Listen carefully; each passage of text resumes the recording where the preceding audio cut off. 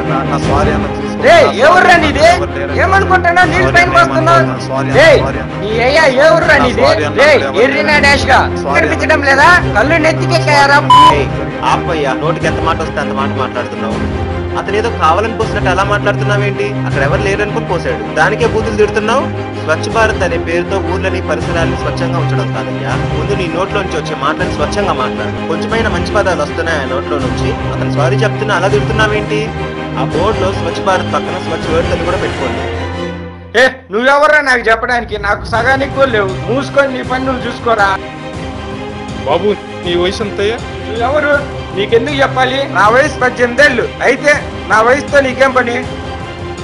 ఈ అబ్బాయి వయసు ఎంత తెలుసా? తెలియదు. అయినా వీడిని చూస్తుంటే తెలియడం లేదా? 15-16 సంవత్సరాలు ఉంటాయి. అయితే నన్ను ఎందుకు అడుగుతున్నావు? బాబు, ఈ అబ్బాయి వయసు 20 ఏళ్ళు. చిన్న పెద్ద తేడా లేదా? మర్యాద లేకుండా మాట్లాడితే ఏమయ్యా? ఏంటి? వీడి వయసు 20 సంవత్సరాలని నాకు తెలుసా ఏంటి? చూడ్డానికి అలా ఉన్నాడా? 15 సంవత్సరాల పిల్లోడు ఉన్నట్టున్నాడు. సరే బాబు, నేను పెద్ద ఆయన కదా, నాకైనా మర్యాద ఇచ్చి మాట్లాడుతున్నావా? అంటే శరీర రూపాన్ని బట్టి ఎదుటి వారికి మర్యాద ఇస్తావా? అంటే నీకంటే భారీ శరీరంతో నీకంటే ఎత్తుగా ఉంటే మర్యాద ఇస్తావా? అంటే శరీర రూపాన్ని బట్టి ఎదుటి వారికి మర్యాద ఇస్తావా? శరీర ఆకారాన్ని బట్టి కాదు బాబు, మనిషిని చూసి గౌరవించాలి. అసలు మీ తల్లిదండ్రులు ఎవరయ్యా? కనీసం క్రమశిక్షణ ఉండే పద్ధతిని నేర్పించలేదా? నీకు చదువు నేర్పించిన టీచర్స్ ఎవరయ్యా? కనీసం కొద్దిగానే మేనస్ నేర్పించలేదా? మన దేశం పరువు పౌరుల చేతులు ఉన్నదన్నారయ్యా. కానీ చూసామంటే ఇలాంటి వాళ్ళ వల్లే మీ తల్లిదండ్రులకు, ఉపాధ్యాయులకు, దేశానికి ఎంత చెడ్డ పేరు వస్తుందయ్యా.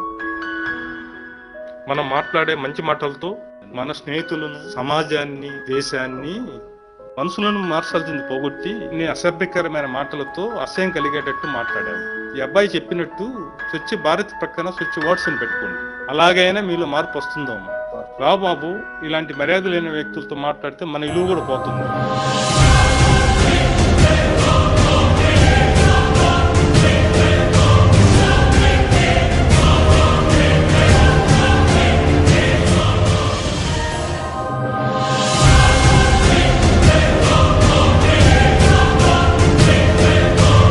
ఈ వల్ల సొసైటీ చెడ్డ పేరు వస్తుంది.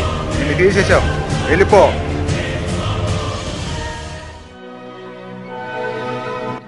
మనకి దేవుడు నోరిచ్చింది మంచి మాటలు మాట్లాడడానికి, అసహ్యంగా, అసభ్యకరంగా బూతులు మాట్లాడడానికి కాదు. మనం మన నోటితో అమ్మ అని పిలుస్తున్నాం, దేవునికి పూజలు చేస్తున్నాం, అదే నోటితో బూతులు మాట్లాడుతున్నాం. కొంతమంది అది మాకు అలవాటైపోయింది, అది మా భాష అంటున్నారు. కానీ మానవుడు తలుచుకుంటే ఏదైనా మార్చగలడు అంటారు. అలాంటిది తన నోటి నుంచి వచ్చే పదాలను మార్చుకోలేడా? మా ఈ చిన్ని అనుభవంలో ఎంతో మంది నేటి యువతను, ఆ యువత నోటి నుండి వచ్చే చెడ్డ పదాలను విని వారి గురించి, తమ తల్లిదండ్రుల గురించి, తమకు చదువు చెప్పిన ఉపాధ్యాయుల గురించి చెడుగా మాట్లాడుకోవడం విన్నప్పుడు మాలో కలిగిన స్పందనే ఈ చిన్ని లఘు చిత్రం. దేశ భాషలందు తెలుగు లెస్స అన్నారు. అలాంటి మన తెలుగు భాషను గౌరవిద్దాం. నోరు మంచిదైతే ఊరి మంచిదవుతుంది అంటారు. నోరు మంచిదైతే ఊరు మాత్రమే కాదు, దేశం కూడా మంచిగా మారుతుంది అని చేసిన ఈ చిన్ని ప్రయత్నాన్ని వీక్షించినందుకు మా ఈ కృతజ్ఞతలు.